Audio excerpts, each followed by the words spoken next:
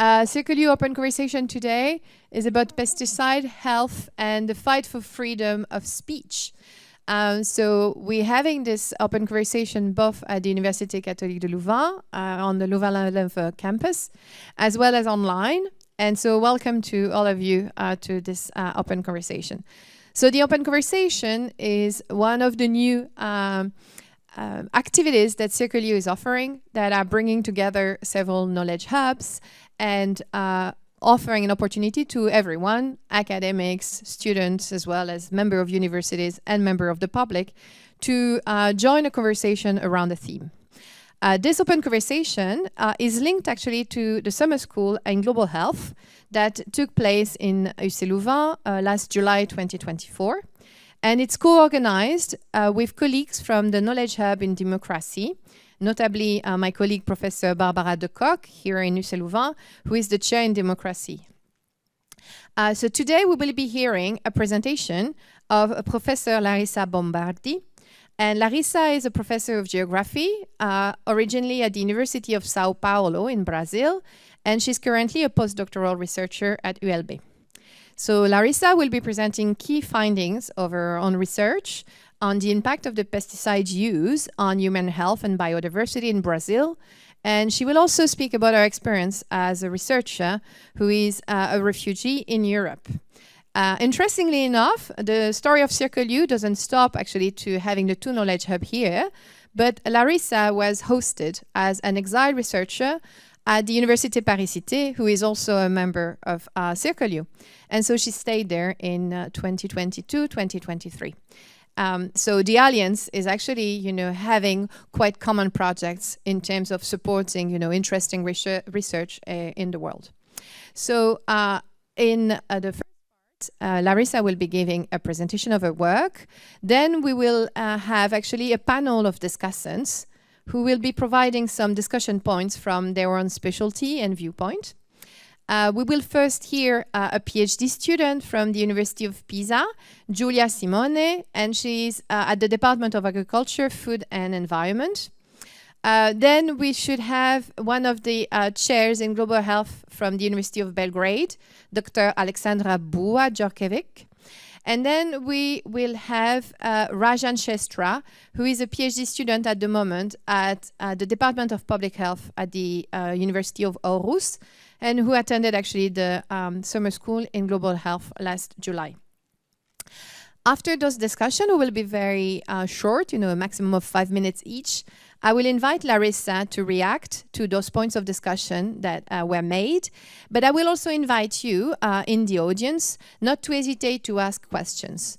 So people that are online, please actually write your question in the chat. We will be monitoring them, and then I will actually share those questions or points with Larissa. For those who are in the room, there is a possibility as well to ask your question.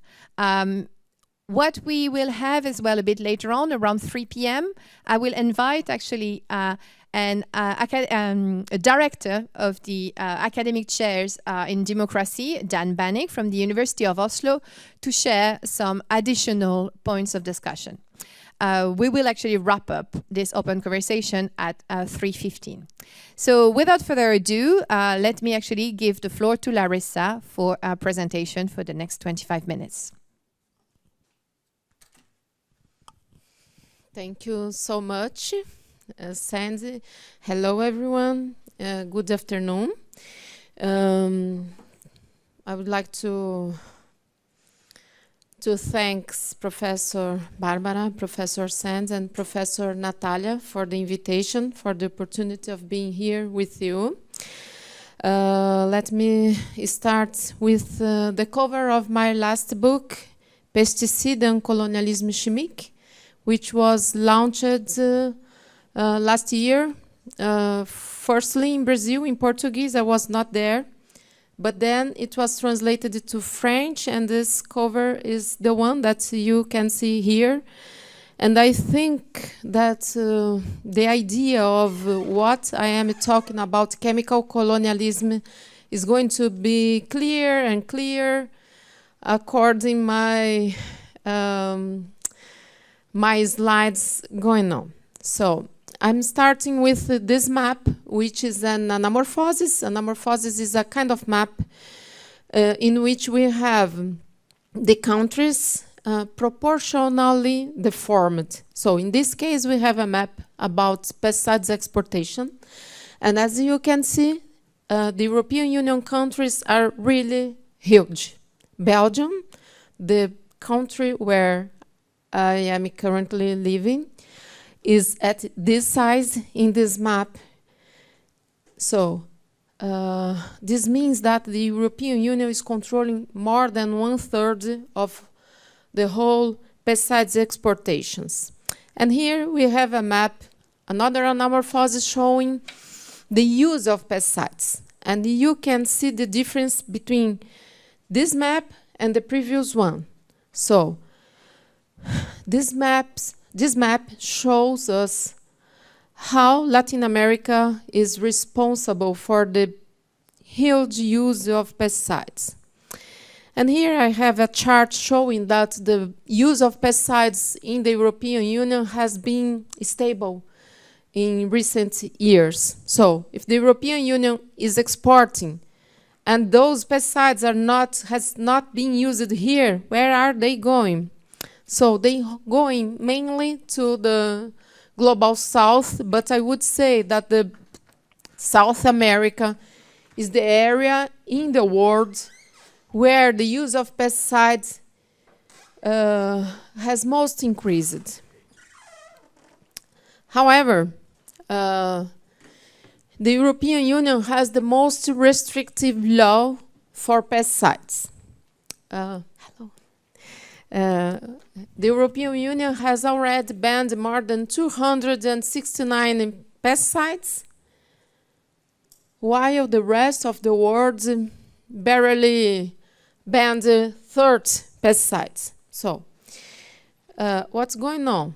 What I am talking about chemical colonialism. Here we have the countries that are importing banned neonicotinoids from the EU in 2021. You can see that Brazil highlights in this map.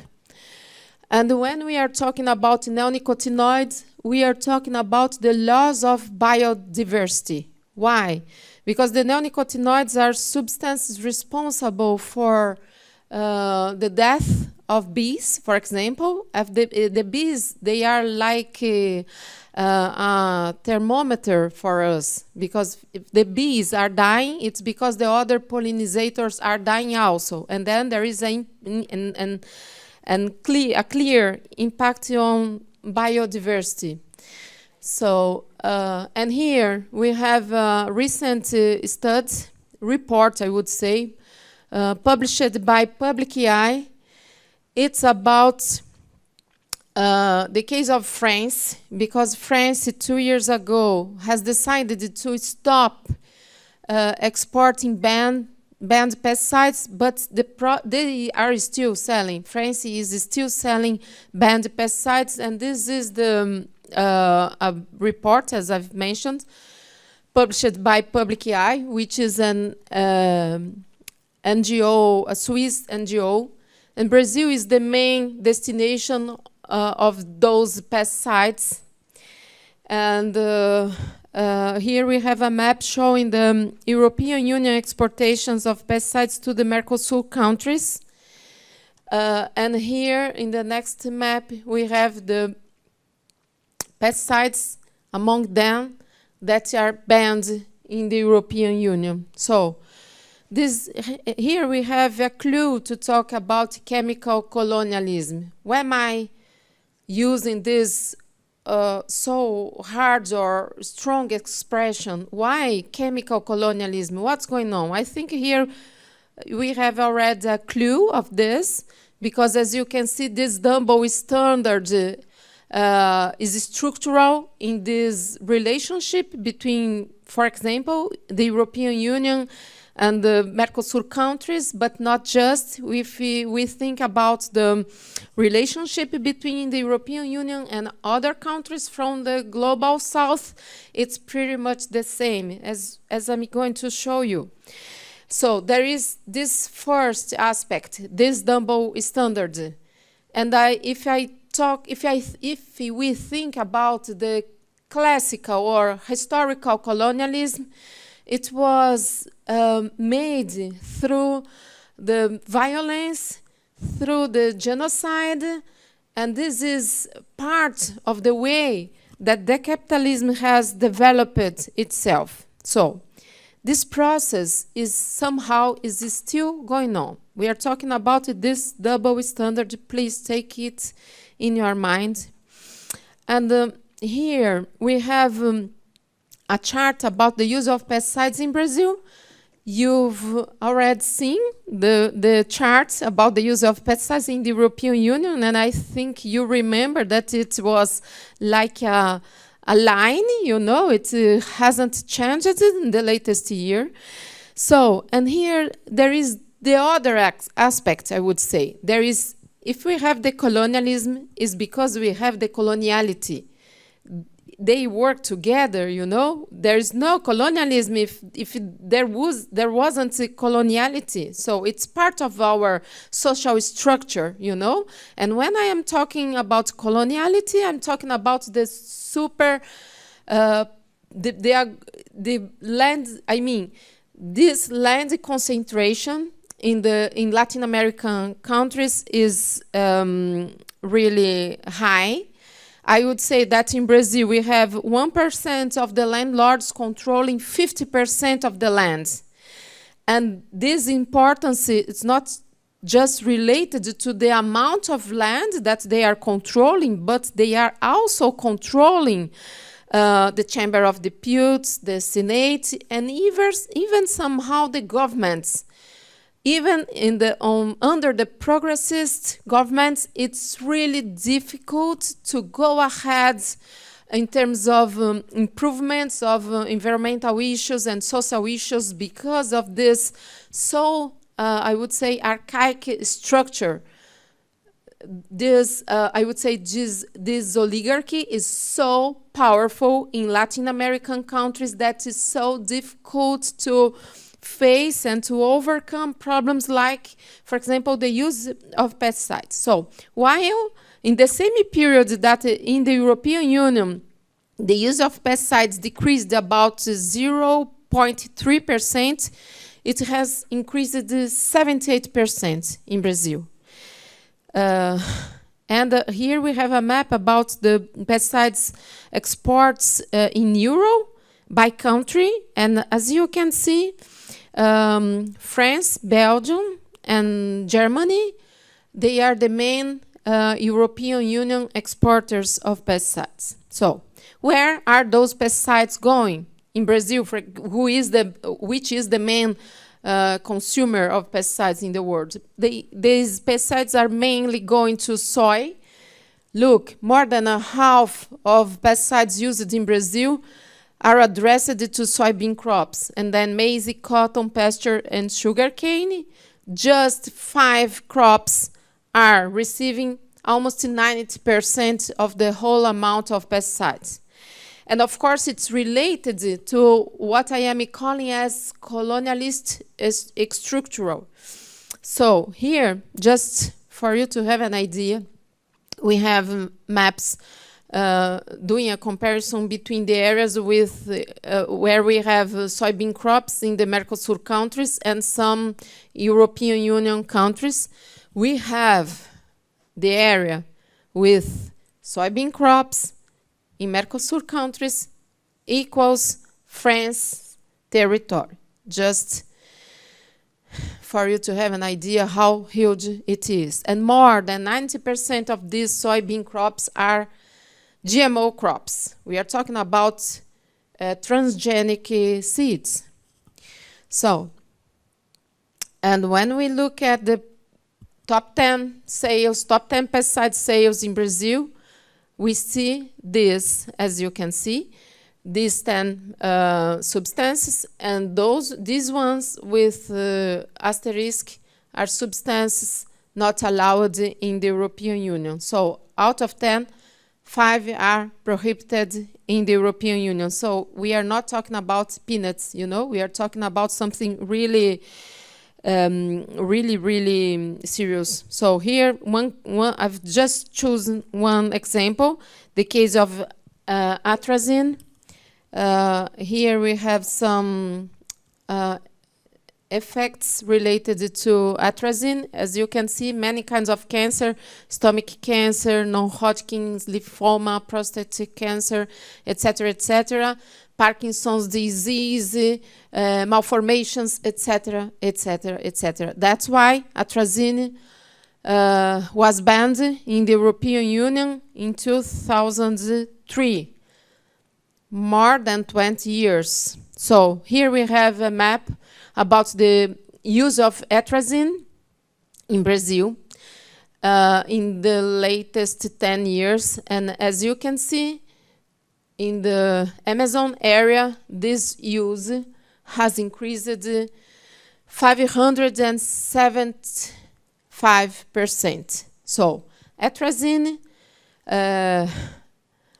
is related to all of these health issues that I've shown.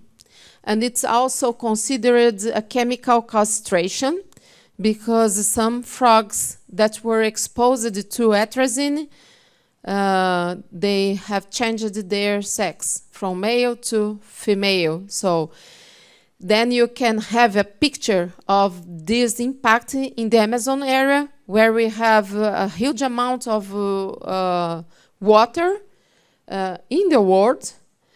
And then you can imagine what happens to these animals which are related to environment with a lot of water, as frogs, among many, many others. So here we have a map about the use of pesticides and deforestation in the Brazilian Amazon. At the same time, we have this deforestation, which is a huge problem. We are discussing this. The European Union have just decided to postpone the deforestation law. And then what we can see is that this kind of environmental problem is not just a physical environmental problem, but it's also a chemical one. Here we have in red the municipalities where the use of pesticides most increased in the latest 10 years, and also the municipalities where the deforestation also has most increased. And we have this overlap, you know, in red, this belt. So this means that we have a double environmental problem. One is more visible because we can see the deforestation, we can see the forests that are right now burning, but the other one is invisible, which is related to this use of pesticides. So, of course, the animals have been impacted by this. I've brought two examples because for me they are really, how would say, they are important, but they are symbolic also, because here we have I'm going to show two examples of endangered species in Brazil. This one, hyacinth macaw, was poisoned by pesticides, and this bird was living in the nature, no? And here we have another case of a Brazilian jaguar, which also died because of pesticide poison. So, and when we see these wild animals dying, we can imagine, which is true, that is just the tip of the iceberg, because the wild animals are dying, people also are dying. Just please take it in your mind.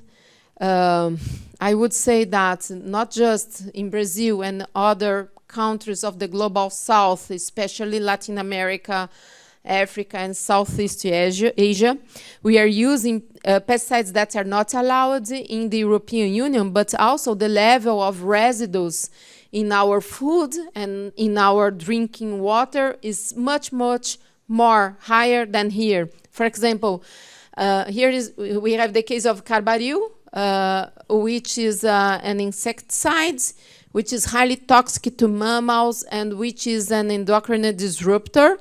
In Brazil and in Argentina, we allow 200 times higher residue of carbaryl than you in the European Union in apple, for example. One example. I have many, many others here. The case of chlorothalonil, which is a fungicide, which is also an endocrine disruptor. In Argentina, they allow 20 times higher residue. In Brazil, 50 times higher. In Paraguay, in Uruguay, 100 times higher residue of this substance than the European Union. Like this, I could give you many, many, many examples. Another one, and finally this one, which for me is so impressive because we are talking about drinking water. In Brazil, we allow a residue of glyphosate in our drinking water, which is 5,000 higher than here. And glyphosate, as you know, is related to different kinds of cancer, but it's also related to infertility and to damage to liver cells, etc., etc., etc. That's why the European Union was discussing the renovation or not of glyphosate here. So these images that I am showing you are infographics, which means that they are proportional. No, this is exactly proportion between the level of residue of glyphosate in drinking water in European Union and in Brazil. What does it mean in practical terms? It means that if one child between 4 and 8 years old drinks the water that are compatible with their weight, which is about 1 liter of water a day, this child would extrapolate the amount of glyphosate that their body could support, if it would possible to support any residue. There is a huge discussion that there is no safe amount of pesticides, but taking in account the official numbers about how much residue of pesticides our body could be exposed to, one child would by just drinking water have more pesticides that their body could deal with. So, and here we have a map about people intoxicated, poisoned by pesticides in Brazil. We have, in the latest 10 years, more than 56,000 people poisoned by pesticides, but our health ministry estimates that for each case reported, we have 50 cases unreported, which means that maybe we had more than 2 million people poisoned by pesticides in Brazil. And also babies between 0 and 12 months old, which is, I have no words to describe this situation, because of course it's an attempt to the child's right, but it's also, they also showing the level of exposure of people in Brazil to those substances, because the babies which are not working, which are not able to walk, if they have been poisoned, it's because the people are overexposed. And also pregnant women and the indigenous people are the ethnic most poisoned. And to finish, the pesticides have been used as weapons in these land conflicts that are taking place in Brazil. Because for one hand, we have this super powerful oligarchy that I've mentioned, and we have also the indigenous people and peasants struggling to stay in their territories and produce their food, but they are facing this expansion of these huge crops as soybean, for example. Here you can see the indigenous territory being sprayed by pesticides in order to evict them. So this allows me to talk about chemical colonialism, because somehow we have these companies headquartered here, selling products that are not allowed here, which have been used to expose, to evict, to displace the indigenous people, the original people from their territory. Here we have an example. Nativo is the commercial name of this substance from which this child was affected. So nativo is a so ironical name for this substance. So here we have a map about this aerial spraying in Brazil. And finally, we have what we call circle of poisoning, because somehow these substances not allowed here are back into the Europe through the food that the European Union imports from third countries. Here we have the case of Brazil and Argentina, and here in red we have pesticides that are not allowed in the European Union, but that came back.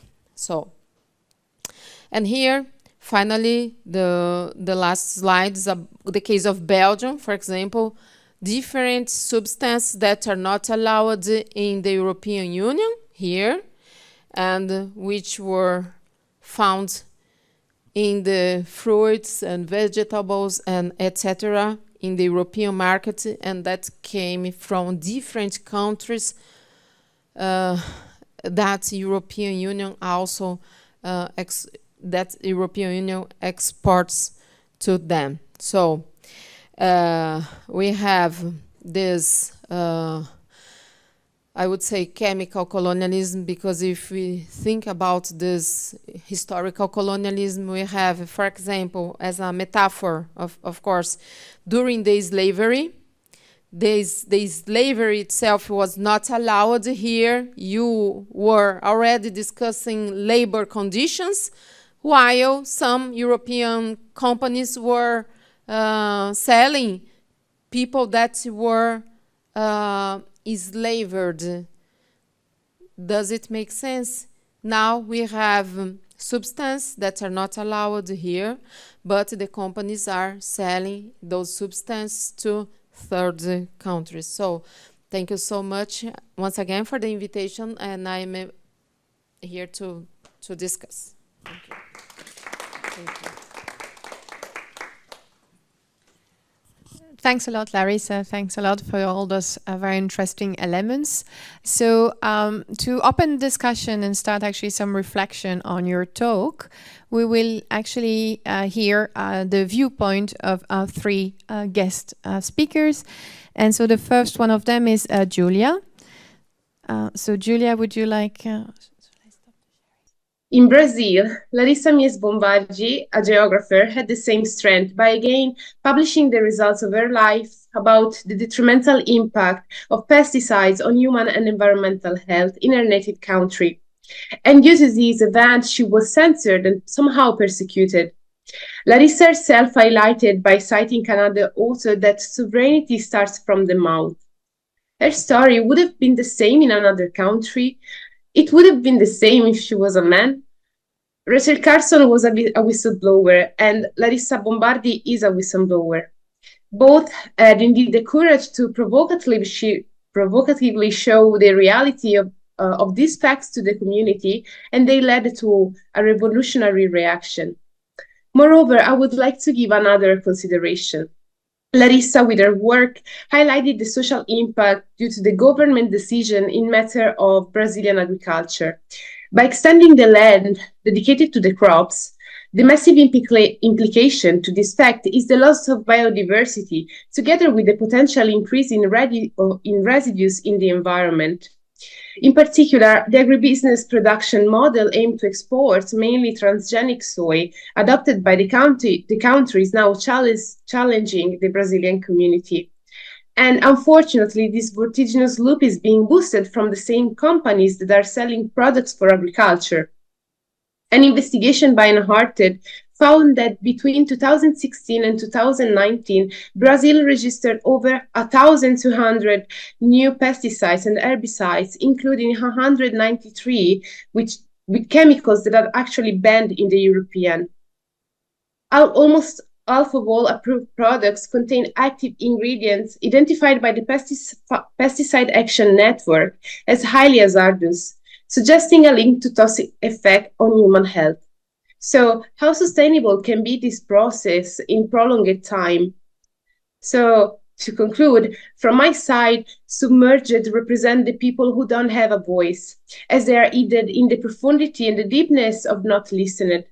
People like Larissa ensure that the submerged do not remain in their condition, but can be able to get to the surface. Her voice represents a flash in the shadows, able to produce a stream of consciousness. We should not wait another 60 years for another unheard whistleblower. So with this, I have finished. Thank you. Thanks a lot, Julia. This is great because actually I think Larissa was too, probably kind and humble and not really talking about the refugee status of our research. But we will let Larissa react after actually we hear some other discussion points. So from Alexandra Bua from the University of Belgrade. Alexandra, are you with us? Would you be able to switch? Yes. Yeah.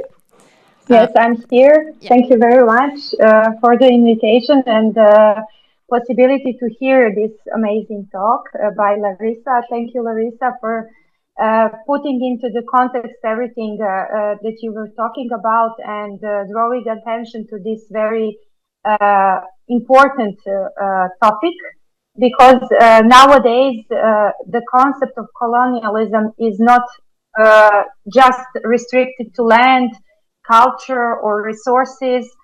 Nowadays we are witnessing a form of chemical colonialism, as you have said. And in this form, we have dangerous chemicals, including hazardous pesticides that you were talking about, which are banned in wealthier countries, but are exported and used in vulnerable, lower income countries. And as somebody who is coming from a country which is outside European Union, I'm very much aware of this problem. So pesticides, we need to be realistic. They are often necessary to protect crops, but at the same time, they really have long-term effects on human health, on biodiversity, on environment, and as you have mentioned, they can cause and they are linked to very serious health conditions such as cancer, and you also mentioned endocrine disorders and reproductive disorders. So there are some new data that show that we as a human species are fulfilling almost all requirements to be regarded as endangered species. And even though some of these pesticides are banned in developed nations due to these risks that we are very much aware of, these same chemicals are still marketed and sold in developing regions where regulatory oversight is often weaker, and that is something that we really need to work on. And in these countries, also local population are less empowered to resist, and this is the space in which we need to do a serious amount of work. So this brings us to the fight for freedom, which is necessary. And this is a freedom from exposure to toxic substances that disproportionately, as you have mentioned, harm the health of those living in economically disadvantaged areas. And this is a form of environmental injustice. And as you have also mentioned, at the same time, while doing this, we are contaminating global food chain, we are contaminating water system and ecosystem, and we are creating a effect that knows no borders. Because at the end of the day, chemicals do not know borders, and they don't care about this. So I do believe that we need to think about some responsibilities that we have as a member of academia So we need to advocate for stronger global regulation. And I'm stressing the global regulation, so not only regulation inside European Union. And these regulations need to prevent the export of banned pesticides to those vulnerable nations. And we also need to work on empowering local communities through education, through learning, to teaching them about sustainable agriculture practices, and legal frameworks that allow them to resist these harmful imports. And as you know, knowledge is a power, and with it, local population can take at least some control of their environmental health. And I do believe that Circle U has also a unique opportunity to bring this conversation, this very important topic of conversation, into academic and political and social spaces, and create a movement that would go towards global health and freedom and justice for all. Thanks a lot, Alexandra. This is great. So the last person actually that will give us some points of discussion before we give again the mic actually to Larissa is Rajan Shrestha. So Rajan, would you be able to switch on your camera and open your mic? Yes. Okay. Hello, everyone. I'm Rajan Shrestha, a PhD student at Research Unit for Global Health here in Aarhus University, and supporting Professor Larissa's talk. And I want to share some perspective on pesticides use in Nepal. Nepal is a low-income country in South Asia, and I'm not an expert in the field, but I just want to share my viewpoint as a student of global health. And I also share my some own experience as well. Actually, in Nepal, farmers often obtain pesticides from local vendors who may not always be authorized seller. And actually, in my own village, people purchase pesticides from general stores alongside with everyday other items. And these are not the stores that are supposed to sell the pesticides, actually. But however, the sale of pesticides, farmers are very happy to get those pesticides because after using those pesticides, the crop production is very good. The production has significantly improved. It also helped improve the appearance of the product, so it is easy to sell them in the market, and it's also good to look. Farmers are very happy with this. Crop production some decades ago in Nepal is very pathetic, and that is due to lack of those pesticides and fertilizers, actually. But the problem is that the people neglect its harmful effects on human health and as well as in the effect of pesticide in environment. Farmers lacks knowledge on its safe handling. Many aren't aware about that some pesticides are even banned in Nepal. While the country has several policies and acts, regulations are in place, but these policies are only in papers, not in practice. As a result, pesticides use is widespread and unregulated in Nepal. But there are few studies which said that almost all farmers in Nepal now use pesticides. Yes, it's true that they want to increase their productivity and profit, but they do so without understanding the long-term effect of pesticides on human health and environment. The studies report that many farmers suffer from headache and skin irritation after handling pesticides, and the protective equipments they use is very minimal.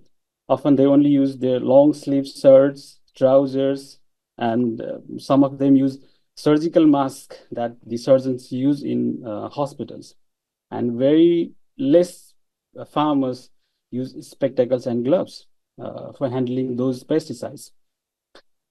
And there's little research on health effect of pesticides among consumers in Nepal, but we know from global studies that exposure to these chemicals is dangerous to health. And we also talk about this during our summer school in July. We discussed that the severe health and environmental effect of pesticide use during our summer school. And these chemicals can enter our body through different ways. through inhalation, ingestion, or skin contact, or in some other ways. And it can cause reproductive issues, neurological disorders, and even cancers. Recently, there was a news in Nepal that a whole village of farmers who used to handle pesticides had developed some form of cancers. But this is only news. It needs to be verified scientifically. But at least there are news about the effect of pesticides among pesticide handlers in Nepal. The use of hazardous pesticides in countries like Nepal, especially when many of these chemicals are already banned in Europe and North America, that reflect a form of, modern colonialism. And wealthier countries and global chemical industries export those harmful substances, often banned in their own country and market, export to the poorer and having less regulated nations like Nepal and other low-income countries in global south. And these countries with weaker regulations and lack of public awareness become dumping grounds, actually, with these dangerous chemicals. And it's not just about health and environment, it also causes the economic dependency.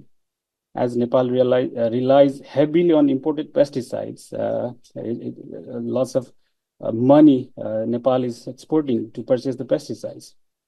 And in this way, the health of local people and the environment is sacrificed for the benefit of those global multinational companies. And addressing this issue requires action on multiple fronts. Farmers must need to be educated at first level about its danger and the safe handling of the pesticides. And there should be national policies that needs to be implemented actually in the field, in real field, not just in written form. And in international level, we need stronger regulations and greater accountability among global chemical companies. And ultimately, we must shift towards a more sustainable agricultural practice that prioritize human health and environment protection over profit. And there are tons of pesticides stored in Nepal before, around 70, 80 tons of pesticides stored in Nepal. But the good news is that it is now being exported to Germany with the help of GIZ for its safe disposal. That is the good news from Nepal. And as a global health student and practitioners, we need to raise voice against this chemical colonialism. And yes, we also need to support the activities and the work done by Professor Larissa and others. Yeah. Yes, that is the perspective from our country, Nepal. Thank you. Thanks a lot, Rajan. So thank you to our three actually discussants for the elements they gave, from talking about other whistleblowers, as well as actually the need for more global regulation, and finally some elements as well as seen from Nepal. So I will now give the microphone to Larissa to react on this, but can I remind that actually if you online would like to raise some question or some comments, you can do directly on Zoom, and we will see as well if there are questions coming up that I can share with Larissa. Thanks a lot. Larissa, it's yours. Thank you, Sand. So I'm starting to say that I felt honored by the comparison that Julia made between Rachel Carson and I. Of course, I can't see myself like her, but I felt honored. Sometimes I ask to myself if I was a man, if what happened to me would happen. So I don't know, to be honest. And one person. So let me take a step back. Also answering to your invitation, Sandy, to talk about my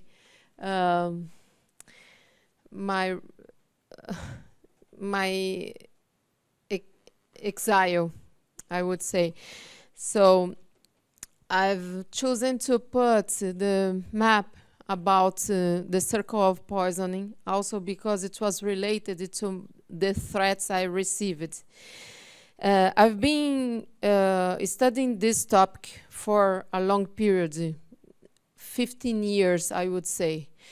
And then I've launched an atlas about the use of pesticides in Brazil and its connection to the European Union.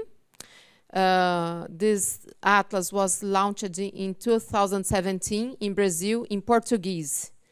And nothing happened to me while it was in Portuguese and while I was talking just to the Brazilian audience. And I've also took part in different debates, also public audience in Brazil at the Chamber of Deputies, and it was okay. But once my atlas was, it's a book atlas. I would say that there is a text in this atlas discussing this huge contradiction between European Union and Brazil. And then in this atlas, I've shown more than 150 maps showing those impacts on human health in Brazil. But I've also shown the Brazilian exportations of pesticides. And then this atlas was, when it was translated to English in 2019, I came to Europe to launch this atlas in English. It took place in Berlin and in Glasgow. And I remember clearly, when I was in Glasgow, there was a French journalist who was interviewing me, and he asked me, are you not scared about doing your research as you are doing? And I said, no, I'm not. I'm just dealing with the public data and official data. I'm feeling safe. And then this night was the first night when I couldn't sleep, because I've started to think how naive I was doing, you know. And then I thought, oh my God, I have 2 kids, they are in Brazil, and I'm here in Europe talking about this. And during this trip, the owner of the main organic shop on Scandinavian countries, he decided, because he took contact with my atlas, he decided to boycott the Brazilian products. And this news spread on Brazilian media. Not it was because he was in contact with my atlas. I know this because he told me, but his decision was there. And then the threats started. Once I was back in Brazil, the threats started. And there was a person who published an article, I would not call like this, but an article on a newspaper saying that Professor Larissa Bombardi went to Europe to damage the Brazilian agrobusiness image. And what she's saying is not true, she's lying, etc., etc. And then my university asked the right of answer, and we got, and then I replied with a huge amount of data. And the threats didn't stop, you know. Once, after I've given an interview on TV news in the night, and then when I arrived at my place, there was an email on my email box, and the person who signed the email, he identified himself as a pilot of these aircrafts for spraying pesticides. And he said, if the professor continues to say that the aerial spraying is not safe, I would like to invite the professor to come to my aircraft, and I'm going to see what's dangerous. So, and then this kind of stuff.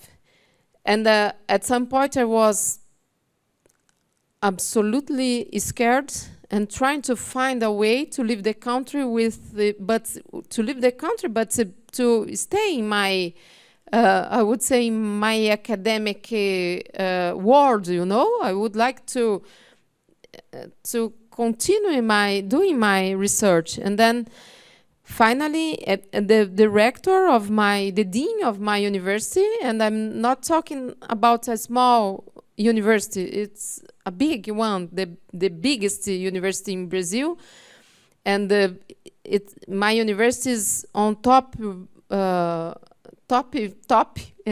I would say it's the Department of Geography is considered one of the best in the world. My university is also super well recognized, etc. And then the rector of my university advised me to leave the country, and he offered me the security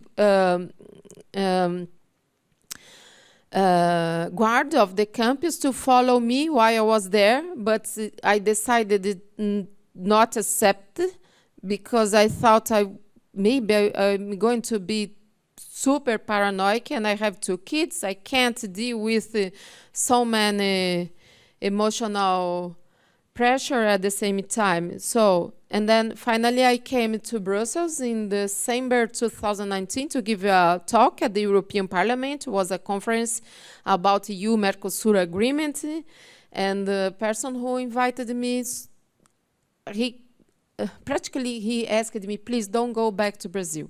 It's super dangerous. I know Latin America, and he really knows. He lived there for a long period, etc. He works with human rights, and he said the worst period for human rights defenders is now, because it was the end of December. And then I was so confused, because it's not easy.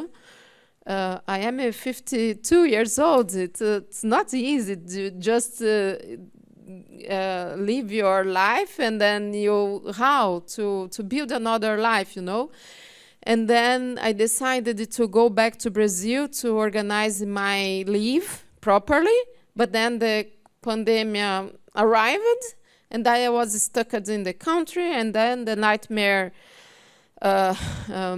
didn't stop again, because my house was assaulted. And we think that this assault was related to my research, a way of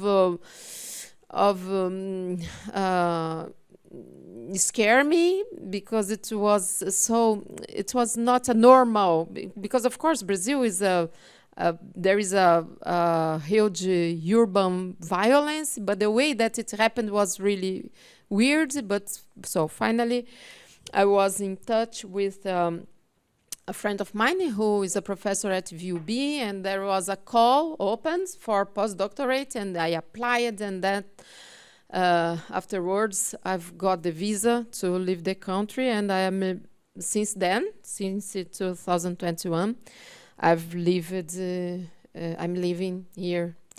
So this is the history of the exile.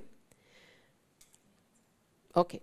And to talk about something that I think is really important that Rajan has mentioned, and also Alexandra, the importance of having a global regulation. I am working on this. I am the curator of an initiative, an alliance called the IPSA, International Pesticides Standard Alliance, in order to have an international framework for pesticides, because we have 3 international conventions addressed to toxic substances, but none of them is addressed just to pesticides. And we do believe that it's needed, because when we are talking about pesticides, we are talking about food, so it's different. And then if we look at the conventions, I would say that the structure of the conventions are itself colonialist. Why I'm saying this?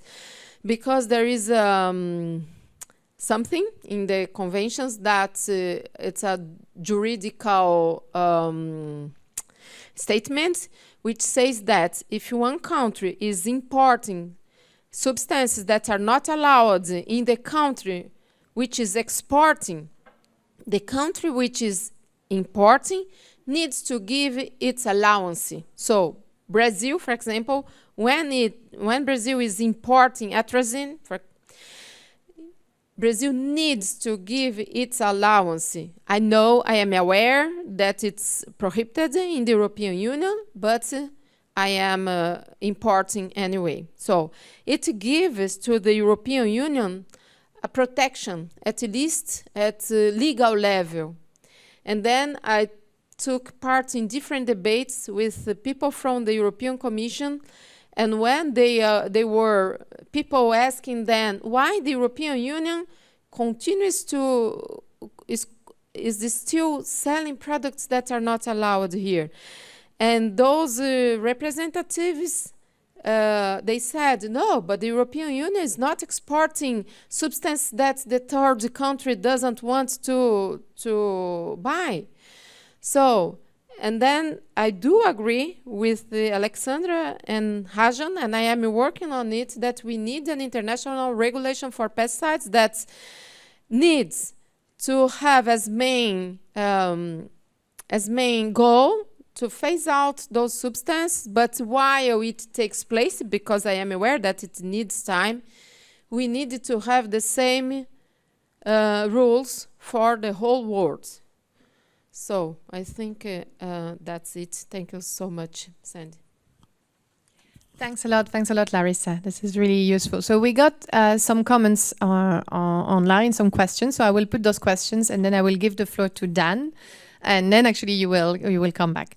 So there was actually a question from Ekaterina Zelenkova from the University of Vienna, and she was asking whether you could just elaborate a little bit on what are the efforts that are undertaken by the Brazilian government to limit actually, the receipt of those pesticides that are coming from Europe.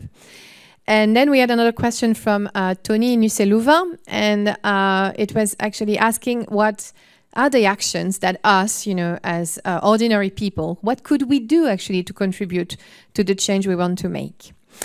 So now I will give the floor to Dan. If Dan, you want to give some elements of discussion for some minutes, a maximum of 5. So then actually we can have a little time for Larissa to respond, and then actually some concluding word. Thank you, Dan. Yours. Thank you, Sandy. It's a great pleasure to be here today.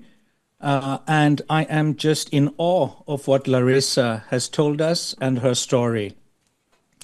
Let me reflect briefly on 3 issues. One is what I would like to draw your attention to. Just a few weeks ago, world leaders met in New York under the so-called Summit of the Future, discussing and adopting a pact for the future, and also a declaration on future generations.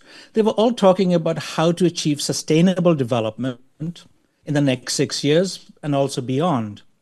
They were talking about financing, how one could balance the economic, social, but also the environmental aspects of sustainable development. As many of you know, we are supposed to achieve goals or achieve one goal without compromising another. So all of this was taking place. There was considerable interest. And what do we have today? And that is Larissa's story. And in many ways, the pesticide story illustrates really well how in our attempts at promoting something, we want to address a certain problem, such as food production. We want to reduce world hunger. While doing that, we may consciously or unconsciously create another problem. And much of the evidence on pesticide use is widespread. We know how harmful they have been, whether it is fungicide, herbicide, insecticides. They are, as Rajan and Julia have said, very persuasively, they're widespread, they're used widely all over the world. They cause not just harm to humans, but also to cattle. They contaminate the water, the soil, the air. I mean, all of this evidence is out there. And I think chemical colonialism is a wonderful way to capture what is happening. And in a way, it actually forces us to step back and think, how did we get there? And so the next issue that I'd like to know is, or to reflect on is, when we know something is harmful, how should we stop it? And I think there, of course, confronting people, ourselves, our communities with facts, that is one thing. Usually, when confronted with these facts, powerful actors deflect blame. They blame others. They ignore it. They tone down the truth. They hide the truth. And that is what we need to confront, because the fundamental problem here that we need to accept is that somebody is benefiting from this practice, whether it is agribusiness, producers, but also us consumers. We are outsourcing food production somewhere else and importing that food. And sometimes we are not perhaps willing to talk about these issues because they may be somewhat hidden, somewhat invisible, taking place far away. But we really, really need to start talking about this, the harmful effects of what is happening maybe far away, but also coming close to home. Final point. What do we do going forward? What should we do? Well, number one, speak up, as Larissa is doing, and support her. I think Julia made a very good case of how we should actually think about whistleblowers. We should strengthen legislation that protects whistleblowers like Larissa.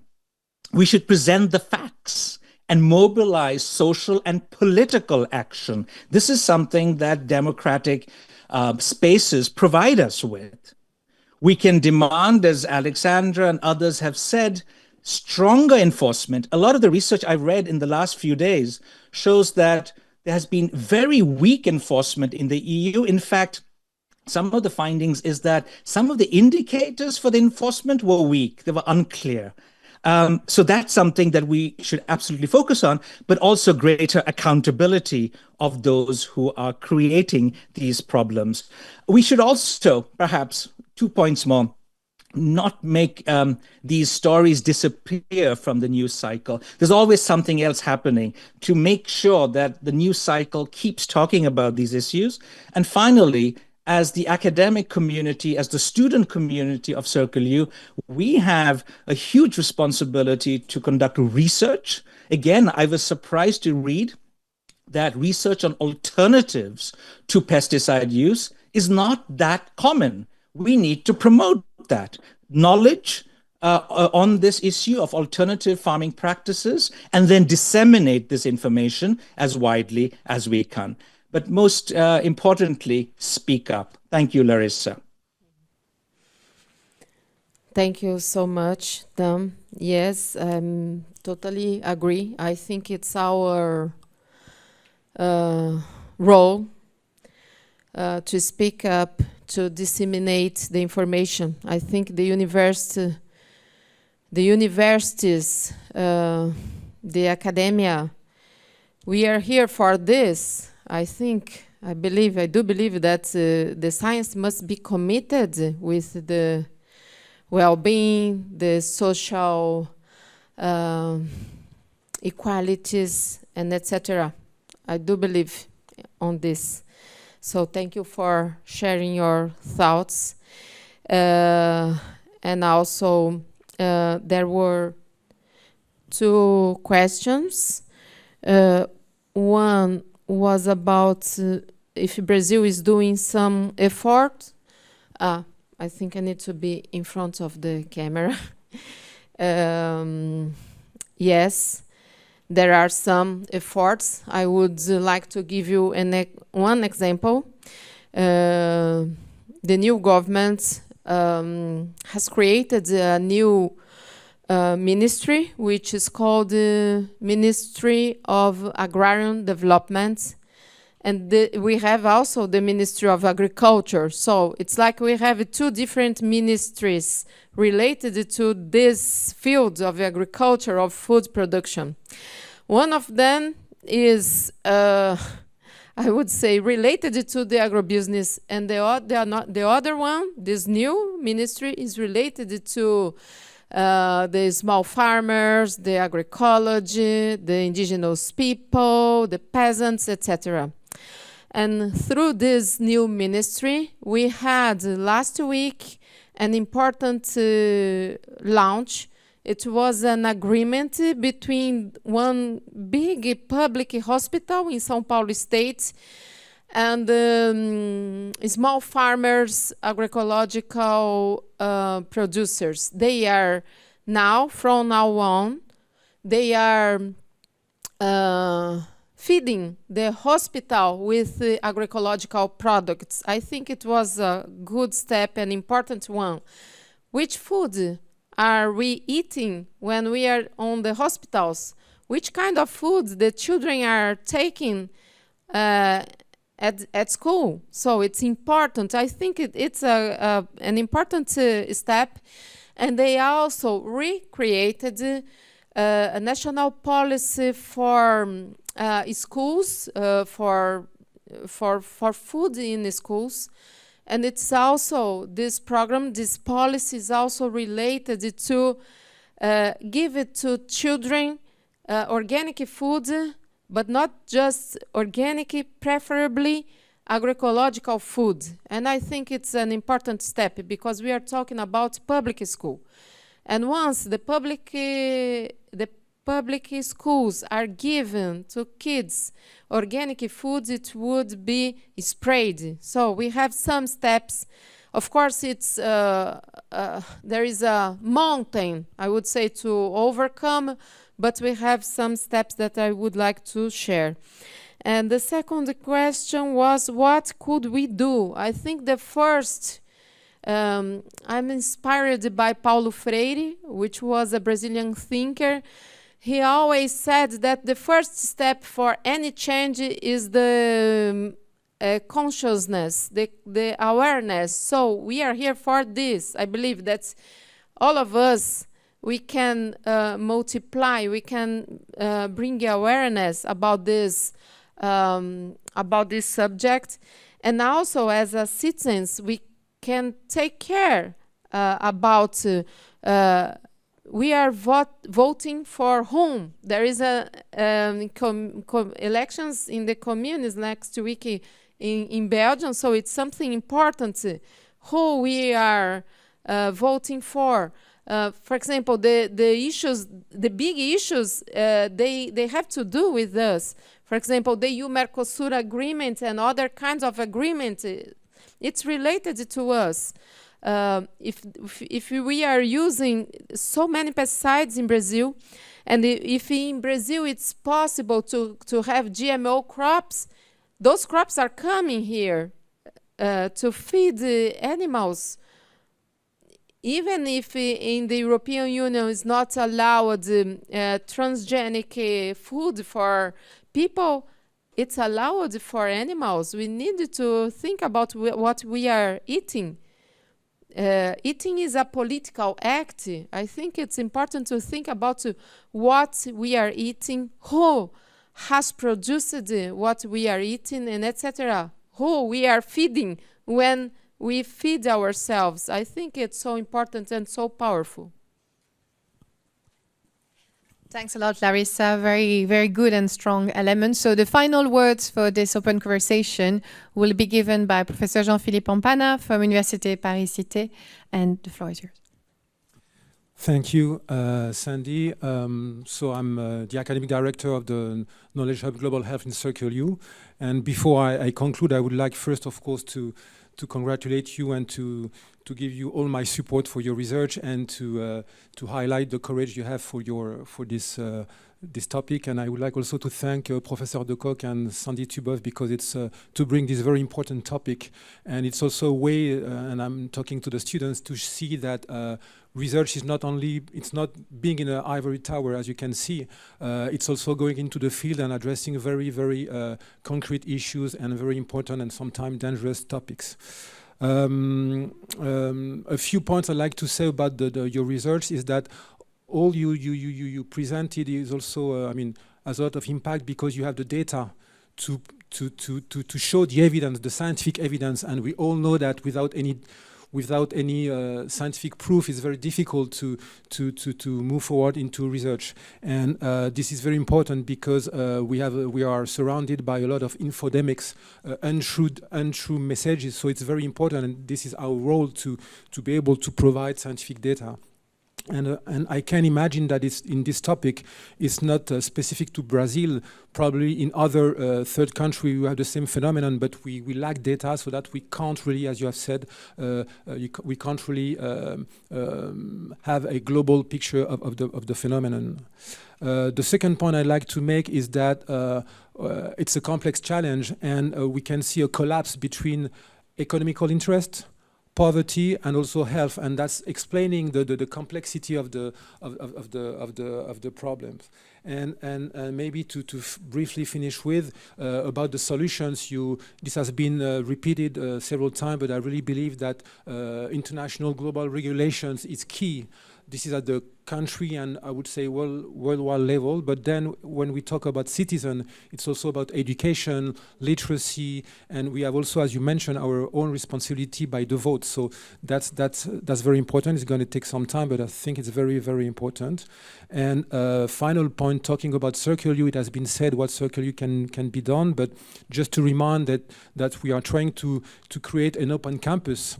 And I would say that this open campus, this open conversations are the perfect place to have also open-minded and free speech about different topics, including this pesticide. So we are lucky to live in Europe so far and to have the ability to be free to talk about this problem. So let's use it, and that's very important for the students.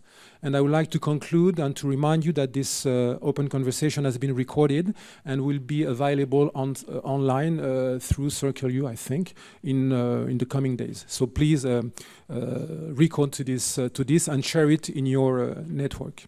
With this, thank you to all, and thanks again, Sandy, Professor De Kock, and especially Professor Larissa.